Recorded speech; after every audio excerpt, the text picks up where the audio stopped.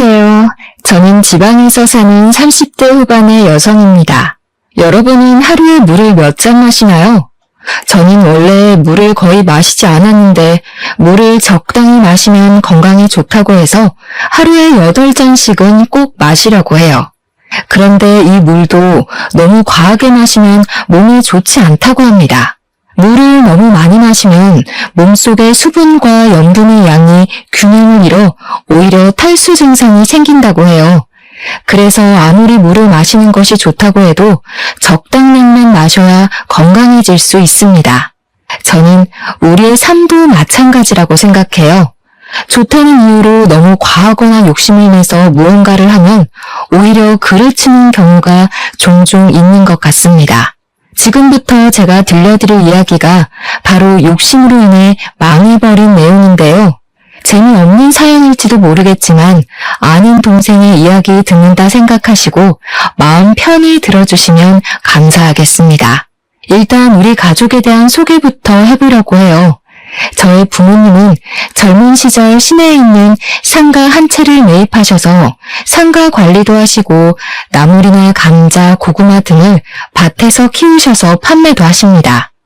다시 말해 저의 부모님은 건물주이자 농부세요. 원래는 두 분이 밭일만 하시고 상가에는 관리인을 둬서 관리했으나 인건비가 너무 비싸기도 하고 청소도 제대로 되어 있지 않아 부모님이 직접 건물 청소 등을 하며 관리를 하시고 밭일도 하고 계십니다. 그리고 저는 부모님이 정성껏 농사를 지으신 나물이나 감자, 고구마, 고추 등을 받아서 회사들이 밀집한 지역에서 백반집을 운영하고 있어요. 사실 어릴 때부터 요리하는 것을 좋아했던 저는 수도권 4년제 대학교 식품영양학과에 입학했었으나 그곳에서는 요리보다는 음식에 대한 이론적인 것을 배우더라고요.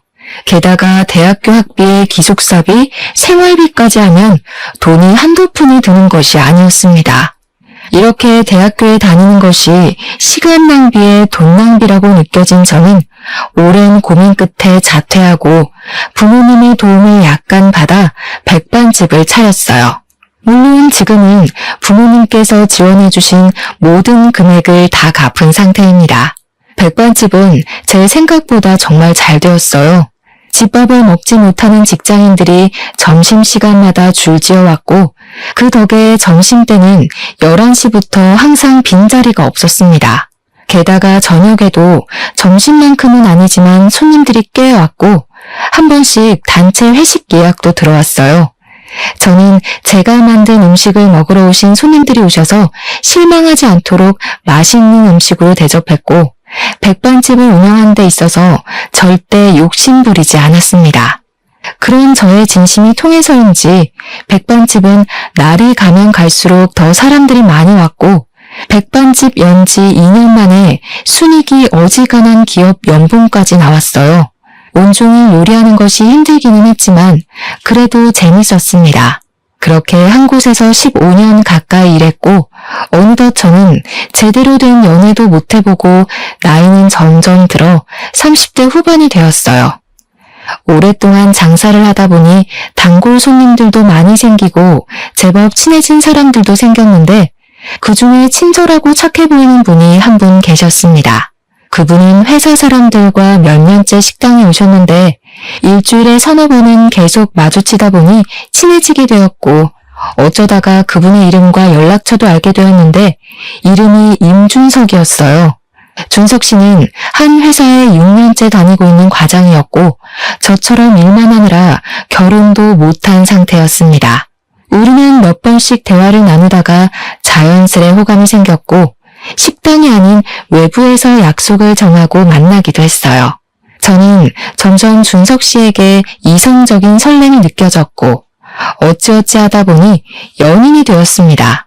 연인이 되고 나서 우리는 애견 카페에 종종 갔어요. 둘 다 강아지를 정말 좋아했으나 저도 그렇고 준석 씨도 그렇고 일하느라 바빠 강아지를 키울 자신은 없었습니다. 아무래도 강아지를 키우면 산책도 시켜주고 옆에서 같이 놀아주고 해야 하는데 저나 준석 씨나 거의 집에서는 잠만 자는 상황이라 집에 오랜 시간 혼자 있을 강아지가 안쓰러웠어요. 그래서 강아지를 키우지는 않고 대신 애견 카페에서 강아지들과 시간을 보내는 것을 좋아했습니다. 그 당시 제 나이는 37이었고 준석 씨는 41였어요. 둘 다 적은 나이는 아니었기에 짧은 연애를 하고 바로 결혼하고자 했습니다. 우리 부모님은 한 번도 데리고 오지 않았던 남자를 드디어 데리고 왔다면서 준석 씨를 아주 많이 반기셨어요. 이어서 준석 씨 집에 갔는데 준석 씨의 아버지는 10년 정도 전에 돌아가셨고 어머니만 계셨습니다. 준석 씨의 어머니는 아버지의 사망보험금과 아버지께서 일하시며 모아두신 돈과 연금 등으로 생활하시고 계셨고 따로 일하시지는 않고 계셨어요. 첫인사를 드리러 갔을 때 준석 씨의 어머니께서는 저를 좋아하시지도 그렇다고 싫어하시지도 않으셨습니다. 준석 씨가 엄마가 조금 낯가림이 심하시다고 해서 저는 그냥 그러려니 하고 말았어요. 그 뒤로 우리는 바로 결혼 준비를 했습니다. 결혼 준비를 하며 신혼집을 구하러 다녔는데 아무리 계산기를 두드려 봐도 우리의 예산으로 살만한 집이 없었어요. 여기가 지방이기는 하지만 그래도 집값이 생각보다 너무 비싸더라고요. 집을 구하지 못해 발을 동동거리고 있는데 친정 부모님이 집을 아직 구하지 못했으면 아버지 명의로 된 시내 아파트에서 일단 살라고 하셨습니다. 사실 우리 친정 부모님은 외곽에 주택이 하나 있고 시내에 집이 하나 있어요. 봄, 여름, 가을에는 밭일도 해야 해서 외곽 주택에서 주로 계시고 겨울에는 밭일이 없으니 시내 아파트에서 생활하셨거든요. 외곽에 계시면 생활이 불편하지 않겠냐고 했더니 외곽이라고 해도 시내까지 가는데 차 타고 10분이면 되고 아버지, 어머니 두 분 다 운전하셔서 크게 불편하지는 않다고 하셨습니다. 그렇게 친정 부모님의 도움으로 우리는 신혼집을 쉽게 구할 수 있었어요. 신혼집을 구한 후에는 모든 결혼 준비가 일사천리로 진행되었습니다. 결혼 준비를 하면서도 준석 씨의 어머니, 이제는 저의 예비 시어머니는 여전히 저를 그렇게 반기시지는 않았어요. 하루는 저녁 장사를 마치고 집에 가려는데 길에서 익숙한 뒷모습이 보였습니다. 자세히 보니 예비 시어머니였어요. 저는 반갑게 아는 척을 하려고 했는데 진지하게 누군가와 통화 중이시더라고요. 그날은 회식 예약이 있어서 늦게 끝났고 평일인데다가 지방이라서 밤에 사람이 그다지 많이 없었습니다. 그래서 예비 시어머니 통화 내용이 꽤 선명하게 들렸어요. 예비 시어머니는 아들이 이번에 결혼하기는 하는데 고졸 출신의 밥집 하는 여자를 데리고 와서 마음에 안 든다는 식으로 말씀하셨습니다. 준석이가 지금 나이가 40이 넘기도 했고 친정에서 아파트를 해줘서 일단 결혼을 시키기는 하는데 친정도 아파트 아니면 그냥 밭농사나 지으며 사는 것 같고 아무튼 너무 마음에 안 든다고 하시며 속상하다고 울먹이셨어요. 그 소리를 들으니 저는 어안이 벙벙했습니다. 솔직히 저는 예비 시어머니에게 부모님이 건물을 갖고 계신 것을 말씀드리고 싶었지만 친정 부모님은 건물을 갖고 있다는 사실을 알리는 것을 굉장히 쑥스러워하셨어요. 부끄러울 일은 아니지만 그냥 돈 자랑하는 것 같아서 말하기 싫다고 하셨거든요. 부모님이 그렇게 확고하시고 그 건물이 제 건물도 아닌데 제가 함부로 떠드는 건 아닌 것 같아서 굳이 예비 남편과 예비 시어머니에게 이야기하지 않고 있었습니다. 예비 시어머니가 우리 집에 대해 잘못 생각을 하고 계신 것 같았지만 그래도 예비 시어머니가 걱정하시는 것만큼 우리 집이 못 사는 것은 아니기에 같이 살아가면서 오해를 풀어드려야겠다고 생각했어요. 무엇보다 제가 오랜 시간 밥집을 하면서 좋은 손님도 많이 봤지만 별의별 무례한 손님들도 다 만나봤기에 사람을 대하는 것만큼은 나름대로 자신 있었습니다. 그래서 예비 시어머니 마음은 결혼 후 차차 돌려야겠다고 했어요. 그 뒤로 우리는 별 문제 없이 결혼식을 올리고 진짜 부부가 되었습니다. 결혼 후 한 달 정도 지났을까요? 남편이 다니던 회사가 1년 후에 다른 지역으로 옮긴다고 했습니다. 그런데 그 지역은 태어나서 한 번도 가보지 않았던 곳이었어요. 남편은 그동안 회사에 다니면서 스트레스를 정말 많이 받고 있었기에 굳이 그 지역으로 이사하면서까지 회사에 다니고 싶지 않다고 했습니다. 저도 잘 되던 백반집을 두고 남편 따라 다른 지역에서 새로 시작하기는 싫었어요. 그래서 남편은 회사를 관두게 되었습니다. 남편이 회사를 마지막으로 출근한 날, 저는 평소처럼 백반집에 나와 음식을 준비하느라 바쁜데 시어머니한테 전화가 왔어요. 음식 준비하느라 바쁘니? 우리 준석이 오늘이 마지막 출근 날이지? 준석이 그동안 그 회사 다니면서 마음고생 정말 많이 했다. 준석이가 이제 돈을 못 벌어도 그래도 가장은 가장이야. 너는 돈 벌고 준석이는 돈 못 번다고 너희 집 가장인 준석이 무시하면 안 된다. 알겠지? 아무리 그래도 준석이 밥도 잘 챙겨주고 해야 해. 이래서 결혼하는 사람이 잘 들어와야 하는데 아무튼 바빠 보이니 전화 끊으마. 시어머니는 제가 혹시라도 남편이 돈을 벌지 못해 구박할까봐 걱정돼서 전화하셨습니다. 저는 시어머니의 전화가 그다지 좋지 않았지만 그 당시 음식 준비하느라 바빠서 대충 대답하고 끊었어요. 그 뒤로 남편은 다른 회사를 바로 구할 수 있을 것으로 생각했지만 아무래도 지역이 소도시여서 그런지 생각보다 괜찮은 일자리가 나오지 않았습니다. 더는 좋은 회사를 들어갈 수 없겠다고 생각한 남편은 오랜 고민 끝에 호프집을 한번 열어보고 싶다고 했어요. 그래서 남편이 받은 퇴직금과 그동안 모았던 돈들을 탈탈 털어 호프집을 차렸습니다. 그런데 생각지도 못한 문제가 생겼어요. 코로나가 전국적으로 확산하여 확산 방지 차원으로 나라에서 심야 영업시간을 제한해버렸습니다. 호프집은 어찌 보면 밤 9시부터 시작인데 9시부터 문을 닫으라고 하니 호프집이 운영될 턱이 있나요? 결국 1년 뒤에 큰맘 먹고 열었던 호프집이 망해버렸습니다. 호프집이 문을 닫고 남편은 다시 백수가 되었고 저는 여전히 백반집을 운영하고 있었어요. 하루는 주말에 집에서 쉬고 있는데 시어머니가 다짜고짜 집에 찾아왔습니다. 에이, 이 집에 멍청한 년 들어와서 제대로 되는 일이 없어. 이제 우리 아들 어찌할 거니? 갑자기 오셔서 그게 무슨 소리세요? 내가 답답해서 그런다. 우리 준석이 너랑 결혼하기 전에는 이 지역에 흔치 않은 수도권 대학 졸업자였어. 게다가 좋은 기업 다니며 적지 않은 월급 받으며 잘 살았는데 고졸에 밥집 하는 너 만난 이후로 제대로 되는 것이 없어. 에휴, 잘 다니던 회사가 갑자기 다른 지역으로 이사를 하질 않나. 호프집도 쫄딱 망해버리지 않나. 내가 요새 니들 생각하면 걱정돼서 잠이 안 와, 잠이. 엄마, 그런 이야기 하지 마. 니네 백반집에서 열심히 일하고 있는데 그런 이야기하면 어떡해. 제가 고졸에 백반집 하는 것 맞기는 하는데요. 그런다고 제가 어머니한테 이런 소리 들을 이유는 없다고 생각해요. 말씀이 너무 심하신 것 같아요. 시어머니는 집에 오자마자 저에게 결혼시킨 것을 후회한다는 식으로 말씀하셨습니다. 시어머니가 걱정되는 것은 이해하지만 솔직히 답답하기는 제가 더 답답했어요. 코로나로 인해 회사들도 단축근무 또는 재택근무로 많이 전환되기도 하고 점심시간에 식당 이용하기보다는 도시락을 많이 먹으면서 백반집의 매출도 점점 줄었습니다. 저는 배달을 하거나 포장을 하지도 않았기에 코로나로 인한 타격이 꽤 컸어요.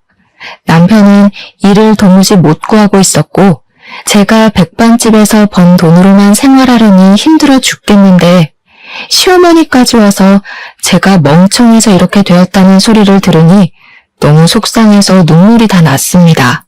시어머니는 제가 갑자기 울자 당황해하면서 나가버렸고 남편은 그런 저를 위로해 주었어요. 어머니한테 다시는 이런 말 듣지 않게 하겠다고 하고 자신도 얼른 일을 구해보겠다고 했습니다. 그 뒤로도 여전히 장사는 힘들었어요. 하루는 가게 앞에 앉아 한숨 쉬고 있는데 친정 부모님이 오셨습니다. 신이 볼 일 있어서 왔다가 잠깐 들렀는데 왜 이리 얼굴이 상했냐고 하셨어요. 저는 엄마에게 남편은 회사를 못 구하고 백반집 매출도 안 나와서 너무 힘들다고 했습니다.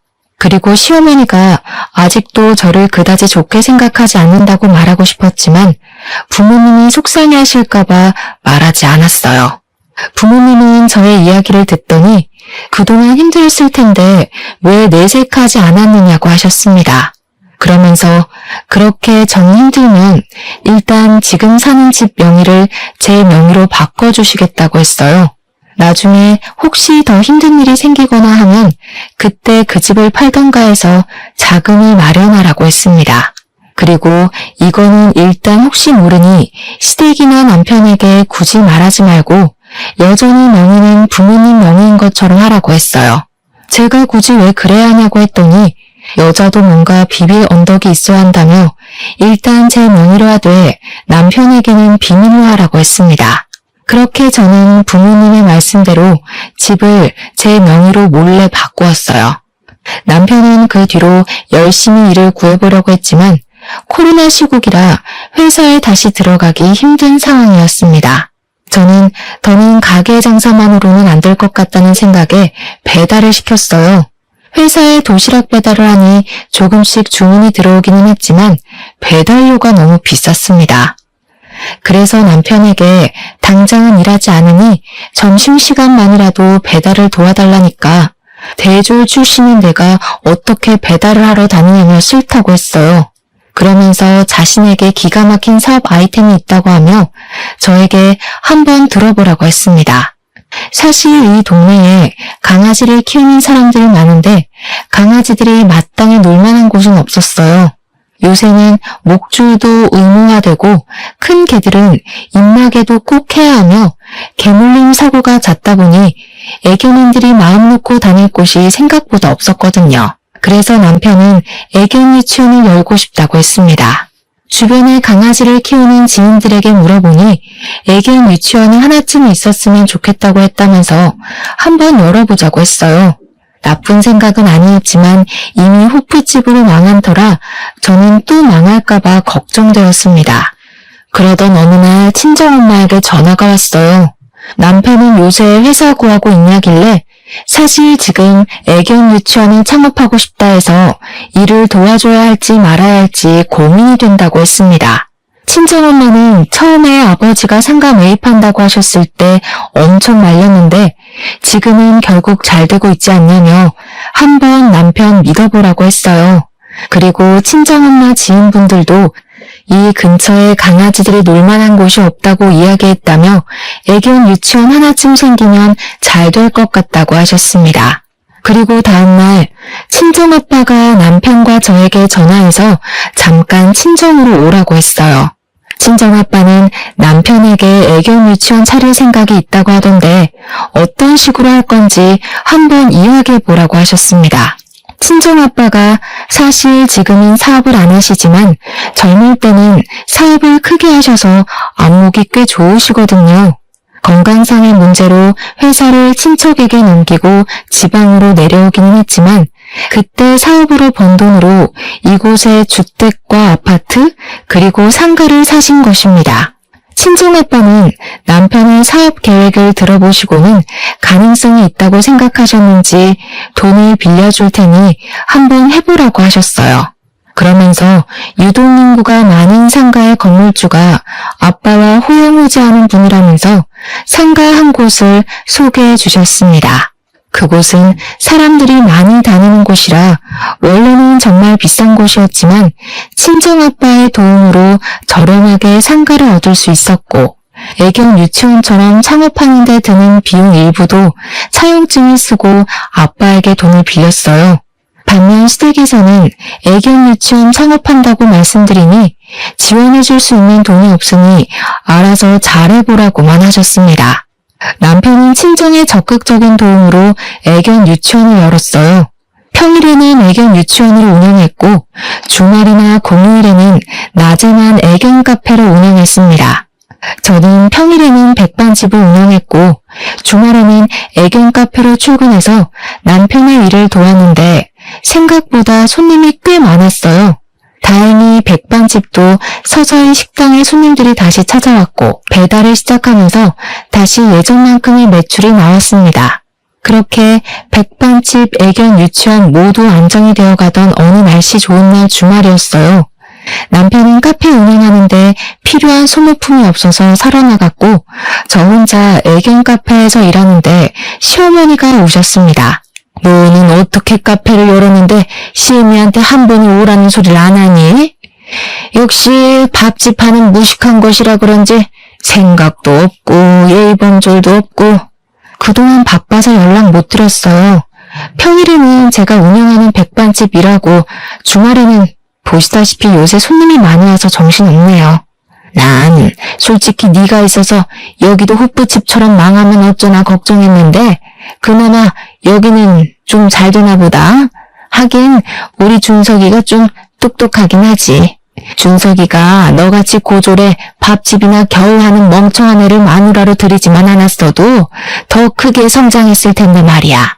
시어머니는 여전히 제가 고졸에 밥집 하는 멍청한 애라고 하며 저에게 싫은 소리를 하셨습니다.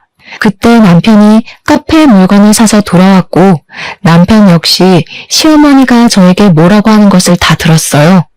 엄마 왔어? 엄마, 우리 미네 좀 예뻐해줘.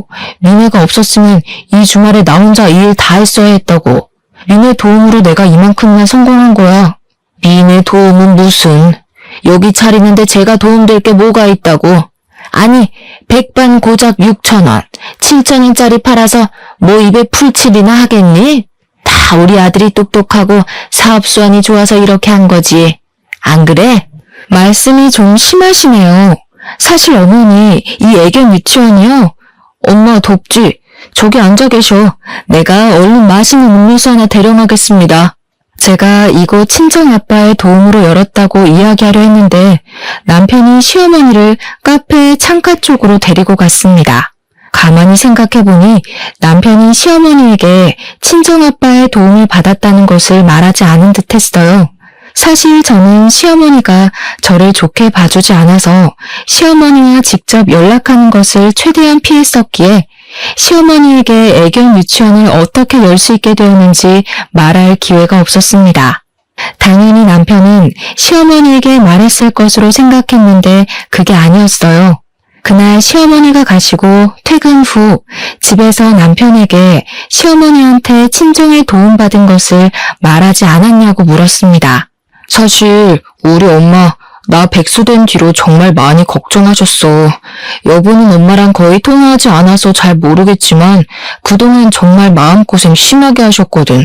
그때마다 내가 일하며 모아둔 돈 많이 있다고 해서 엄마는 그런 줄로만 알고 계시는데 내가 장인어른의 도움을 받아서 애견 유치원 열었다고 하면 너무 미안해하시고 돈이 그렇게 없나 걱정하실까봐 일부러 말씀 안 드린 거야. 여보가 기분이 나빴다면 미안한데 조금만 우리 엄마 이해해주라. 엄마가 아버지 돌아가신 후로 정말 예민해지시고 걱정도 많아지셔서 말이야. 그래서 자꾸 여보한테 말도 심하게 하시는 것 같기도 하고 내가 중간에서 더 잘할게. 남편이 이렇게 이야기하는데 제가 더는 할 말이 없었습니다. 저는 남편에게 아빠의 도움을 받았던 것은 굳이 말씀 안 드려도 되지만 시어머니가 저에게 막말은 못하게 중간에서 잘 막아달라고 했어요. 그 뒤로 남편의 애견 유치원은 잘 되었습니다. 원래는 남편 혼자 운영했지만 아르바이트생도 2명이나 두었어요. 아르바이트생을 둔 뒤로도 매출이 쭉쭉 올랐고 백반집 매출과 남편의 애견 유치원 매출을 합치면 적지 않은 돈을 벌었습니다.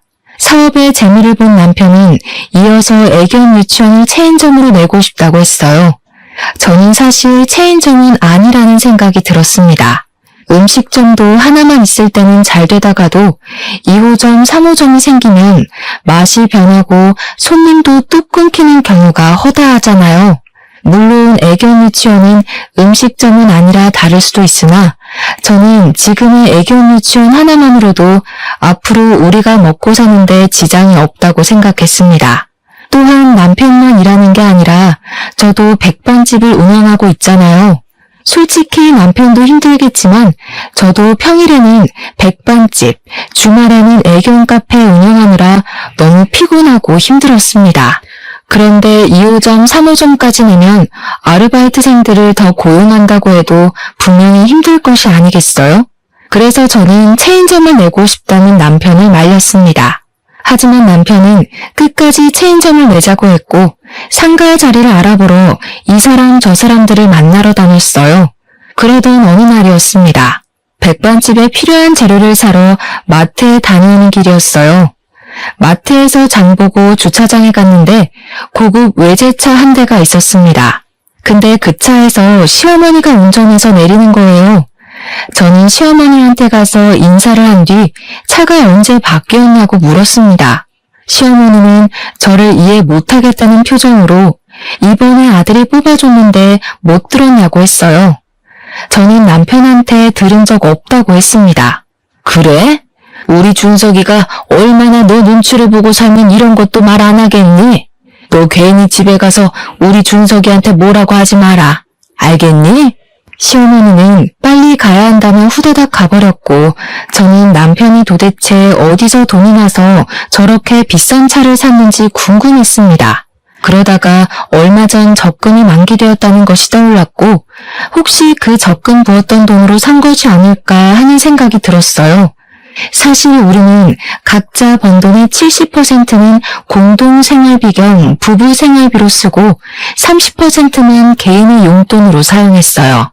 그래서 그 70% 안에서 같이 적금을 했는데 사실 남편이 거의 백수였다가 이제야 수입이 생긴 것이기 때문에 거의 제 돈이었어요. 그리고 돈 관리는 남편이 했는데 그 이유가 원래 처음에는 제가 돈 관리를 했으나 백반집 일로 바쁘고 원래 성격이 그다지 꼼꼼하지는 못해서 공과금 납부 기한을 몇 번 놓쳤었거든요. 그래서 저보다는 더 꼼꼼한 남편이 통장 관리를 했습니다. 저는 그날 퇴근 후 집에 와서 남편에게 적금 받은 돈 어떻게 했냐고 물었어요. 남편이 적금 받은 돈이 하나도 없다며 얼버무리길래 다 어디에 갔냐고 물으니 제 예상대로 적금 만기된 돈에 우리 생활비 조금 보태서 시어머니 외제차를 샀더라고요. 자동차가 한두 푼도 아니고 큰 돈이 들어가는데 당연히 이야기해야 하는 것 아닌가요? 게다가 거의 제 돈이 들어간 적금 통장으로 샀다니 너무 어이가 없었습니다. 그게 말이 돼? 아니 어떻게 그 돈으로 어머니 차를 바꿀 수가 있어? 그래, 100번 양보해서 어머니 차 바꿔드릴 수도 있어. 하지만 자동차가 한두 푼도 아닌데 당연히 사기 전에 진작 말을 해야 했던 거 아니야? 나중에 말하려고 했어. 그런데 네가 백반집 일에 애견 카페에 바빠 보여서 말을 못한 것뿐이야. 그리고 내가 뭐 유흥비로 그 돈을 쓴 것도 아닌데 이게 이렇게까지 화낼 일이야? 뭐? 야, 그 적금 거의 다 내 돈으로 채운 거야. 너 회사 관두고 수입 없을 때 내가 꼬박꼬박 적금 부은 거라고. 엄밀히 말하면 그 통장의 90%는 내가 번 돈인데 그 돈을 사용하는데 이렇게 네 맘대로 쓰면 되냐? 네가 돈 더 많이 벌었다고 유세했더니 우리 엄마한테 돈 좀 쓰는 게 그렇게 아까워? 엄마 차가 하도 낡고 고장나서 하나 뽑아드렸다. 이게 그렇게 욕먹을 일이야? 어머니가 필요하시면 돈 좀 쓸 수 있어. 그런데 이렇게나 큰 돈이 나갔으면 당연히 함께 상의해야 하는 거 아니야? 네가 이렇게까지 효자일 줄 몰랐네. 남자들은 결혼하면 다 효자 된다더니 그 말이 딱 맞네. 아주 딱 맞아. 지금 비꼬니? 난 도대체 네가 왜 이렇게 화내는지 모르겠어. 나 바람 좀 쐬고 올게. 남편은 저와 대화를 나누다가 집을 나가버렸고 그날 밤 남편은 집에 들어오지 않았습니다. 다음날 남편은 집에 들어왔지만 우리는 그 뒤로 며칠 동안 말을 하지 않았어요. 그러다가 주말이 되었고 저는 당연히 애견 카페에도 가지 않았습니다. 그리고 일요일 저녁, 대충 저녁을 먹고 자려는데 남편이 할 말 있다고 하나 저를 불렀어요. 무슨 말 하려나 싶어 앉아보니 자기가 생각이 짧았다고 미안하다고 했습니다. 솔직히 장인어른 장모님은 두 분이 살고 계시지만 자기 엄마는 혼자 계셔서 더 안타까웠다고 하며 그런 마음 때문에 이런 일을 저질렀다고 했어요.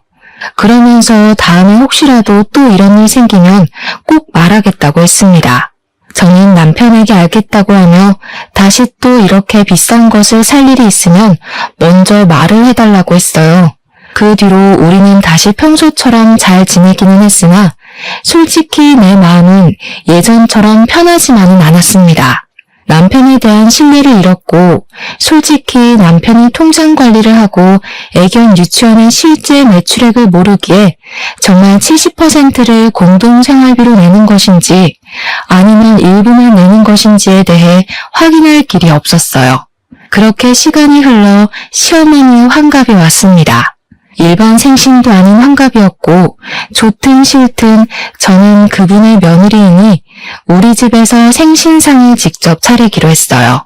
다행히 시어머니는 아주 저의 생신상을 만족해 하셨습니다.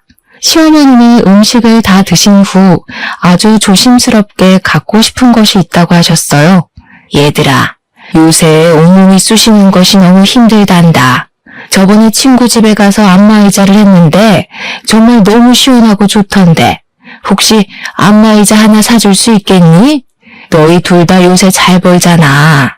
남들은 같이 해외여행 가고 한다던데 나는 너희들 바쁘니 그건 바라지도 않는다. 다만 안마의자 하나만 사줘. 시어머니는 우리에게 환갑 선물로 안마의자를 사달라고 하셨습니다. 솔직히 우리 부모님은 저에게 생신 때조차 뭐가 필요하다는 말씀을 하신 적이 없으셨는데 시어머니는 안마의자를 사달라고 하시는 이 상황이 조금 이해가 가지는 않았어요. 그래도 우리가 여건이 되기는 하고 다른 날도 아니고 환갑이니 좋은 마음으로 안마의자를 사드리기로 했습니다. 그리고 몇 개월이 지났어요. 백반집에서 저녁 장사 준비로 정신없이 식재료를 손질하고 있는데 남편이 식당으로 찾아왔습니다. 남편은 저에게 아르바이트생들 월급을 줘야 하는데 돈이 없다며 조금 도와달라고 했어요. 저는 분명 애견 유치원에서도 나오는 매출이 있는데 지금 무슨 소리냐고 물었습니다. 2호점, 3호점 낸다고 사람들 만나서 접대비 내고 했더니 지금 마이너스야.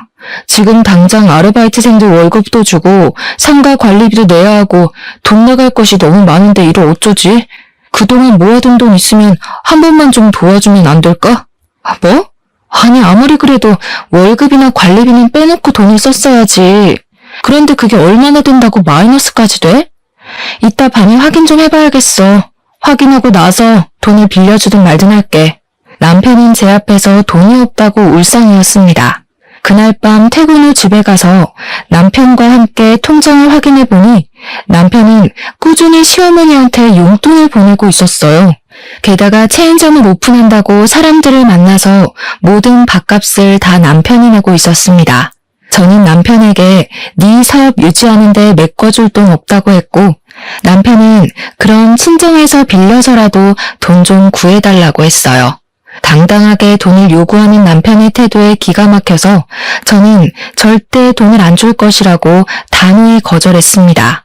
사실 아빠는 그동안 밭농사로 재배한 나물들이나 고구마, 감자 같은 것들을 파셔서 돈을 모아오셨는데 이번에 아빠 명의의 밭을 하나 팔아서 그동안 모으신 돈과 합쳐서 건물 하나를 더 사셨어요. 그 건물이 바로 남편이 운영하는 애견 유치원 건물이었고 아빠는 사위가 애견 유치원을 하고 있으니 월세를 엄청 싸게 주려고 했습니다. 솔직히 아빠가 애견 유치원 열 때도 많이 도와주셨고 이번에도 월세를 확 깎아주신다고 하는데 저도 염치가 있지 어떻게 아빠한테 더 돈을 달라고 합니까? 당연히 못하겠다고 했어요. 그랬더니 남편은 그럼 이 집 팔고 시댁에 들어가자고 하길래 지금 무슨 말을 하느냐고 했습니다. 저번에 너네 부모님이랑 너랑 백반집에서 이야기하는 거 다 들었어. 애견 유치원 열기 전에 이 집 네 명의로 바꿔주셨잖아. 아니야? 그러면서 나한테는 말 한마디 안 하고 내가 우리 엄마 차 바꿔주니까 그거 가지고 생 난리냐? 솔직히 엄밀히 따지면 너도 날 속인 거 아니야? 내가 속인 거 다 용서해 줄 테니까 이 집 팔아서 그 돈으로 급한 불 해결하고 체인점도 만들자. 그렇게 할 수 있지? 그게 말이 된다고 생각해? 솔직히 이 집 부모님이 열심히 일해서 모은 돈으로 마련하신 집이야.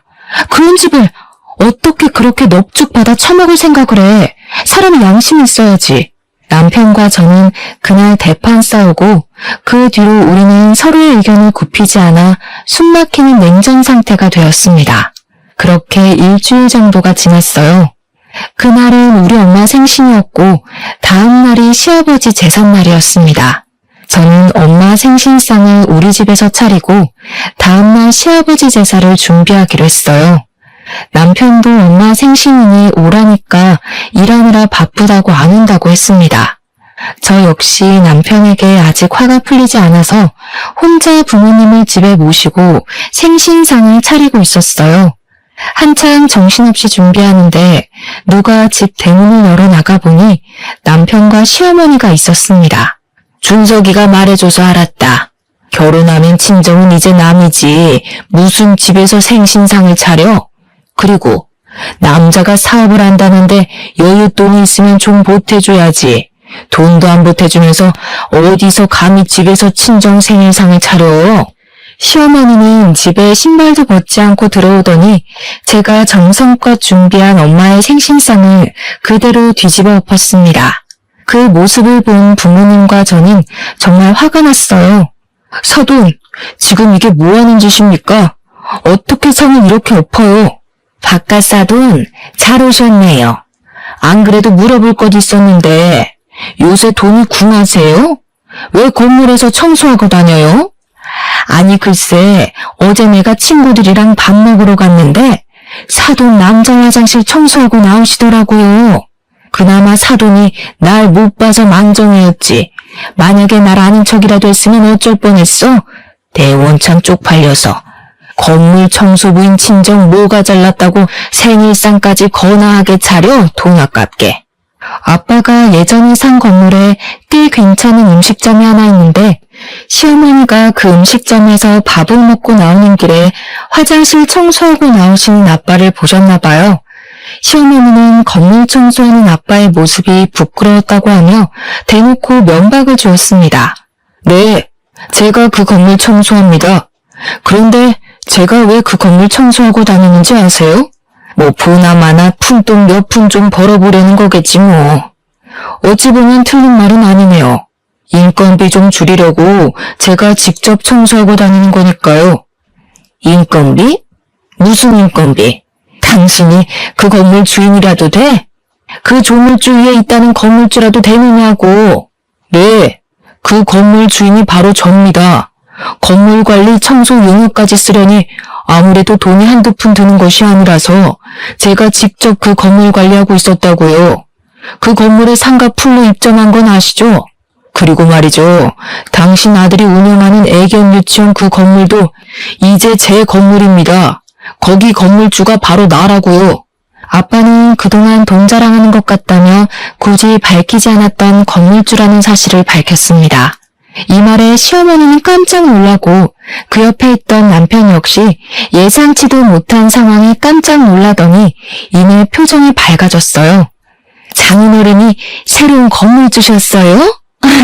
미네야, 장인어른이 건물주이시니까 우리 이제 월세 걱정할 필요 없겠다. 장인어른 감사합니다.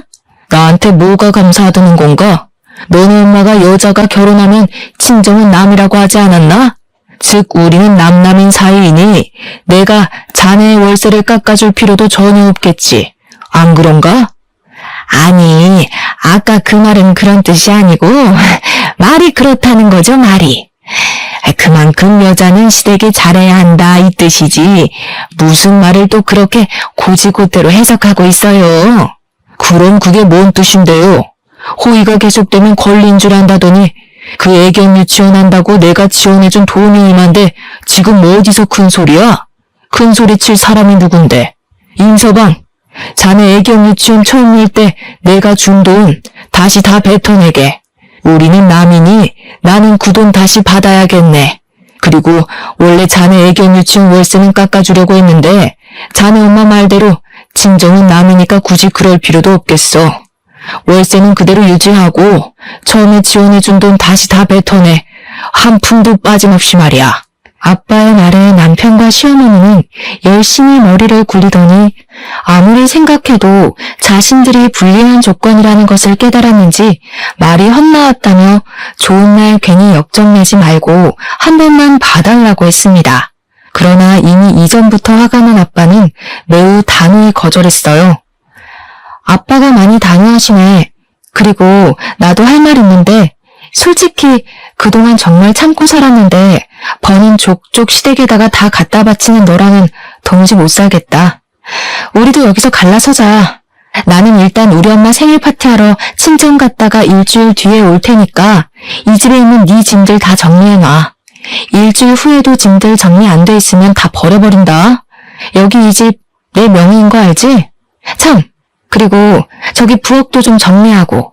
저는 일주일의 기한을 주고 짐 다 빼라고 하고 이혼하자고 했습니다. 그리고 일주일 뒤 저는 이혼 서류를 들고 다시 집에 갔어요. 남편은 집에 없었고 남편의 짐이 다 아직 집에 있길래 직접 캐리어에 넣어서 시댁에다가 이혼 서류와 함께 퀵으로 보내버렸습니다. 이걸 본 시어머니가 저에게 전화했어요. 세아가, 그동안 내가 너한테 고졸에 밥집 한다고 무시해서 속상해했지? 미안해. 네가 너무 잘 나가서 혹시라도 우리 아들이 기죽어서 살까봐 그랬던 거야. 나 사실 네가 정말 너무 대단하다고 느꼈다. 그러니까 대단한 우리 며느님이 바깥사돈 설득 좀 시켜줘봐. 바깥사돈이 월세도 기존보다 2배로 올려버리고 애견 유치원 열 때 빌려준 돈을 다 뱉어내라는데 우리가 그 돈을 어떻게 구하니? 그러든 말든 제가 알 바 아니죠. 저와 남편 이제는 이혼할 건데요. 아무튼 길게 통화할 것도 없고 이혼 서류 작성해서 법원 앞에서 보자고 전해주세요. 전화 끊습니다. 시어머니와 전화를 끊고 나니 남편이 집으로 왔습니다. 남편은 저에게 어떻게 이혼 서류까지 내밀 수가 있냐고 화를 내며 따져댔어요. 돈 버는 족족 나 몰래 시댁에다가 다 갖다 바치고 그 돈 모자라 너네 엄마는 우리 부모님한테 막말까지 했어. 게다가 그동안 네가 생활비를 제대로 내기라도 했니? 알아보니까 이런 것도 다 이혼 사유더라. 만약에 이혼 소송이라도 가면 너는 유책 배우자가 돼서 위자료까지 내야 하는데 감당할 수 있겠어? 나는 너랑은 절대 다시 합칠 생각 없으니까 머리 잘 굴려서 생각해봐. 뭐가 더 좋을지. 남편은 한동안 아무 말도 하지 못하더니 결국 시댁으로 갔습니다. 그리고 며칠 뒤 우리는 법원에 이혼 서류를 제출하고 숙려 기간 후 이혼하게 되었어요. 그 후 전 남편은 아빠의 독촉에 시댁집과 애견 유치원을 팔고 아빠가 주셨던 돈을 다 다시 돌려주었습니다. 그리고 전 남편과 전 시어머니는 단칸방에서 일용직으로 일하며 먹고 산다고 해요. 이렇게 저는 늦은 나이에 겨우 결혼했지만 이혼하고 다시 혼자가 되었습니다. 이번에 이 일을 겪으면서 느낀 점이 하나 있는데 그것은 바로 사람이 욕심을 부리면 그 욕심으로 인해 화를 당한다는 점이에요. 생각해보면 사람이 욕심을 부려서 오히려 망한 경우를 꽤 많이 본 것 같은데 그래도 사람인지라 뭐 하나가 잘 되면 더 많은 것을 얻고 싶은 욕심이 생기는 것 같습니다. 하지만 저희 부모님은 그런 욕심을 부리시지 않으셨고 그 결과 지금까지도 적지 않은 재산을 가지고 계셔서 지금도 행복하게 사시는 것 같아요. 저 역시 이런 부모님을 본받아 앞으로 남은 삶을 살아가는 데 있어서 돈이든 명예든 그 무엇이든 간에 욕심 부리지 않고 정직하게 살려고 합니다. 오늘 이렇게 부족한 글솜씨로 사연을 쓰니 뭔가 속이 후련하기도 하고 더 열심히 살아야겠다는 생각이 드네요. 이제 장사 준비를 하러 갈 시간이 되었네요. 저의 긴 이야기 들어주셔서 감사합니다. 다들 즐거운 식사 시간 보내시고 오늘 하루도 행복하시길 바래요.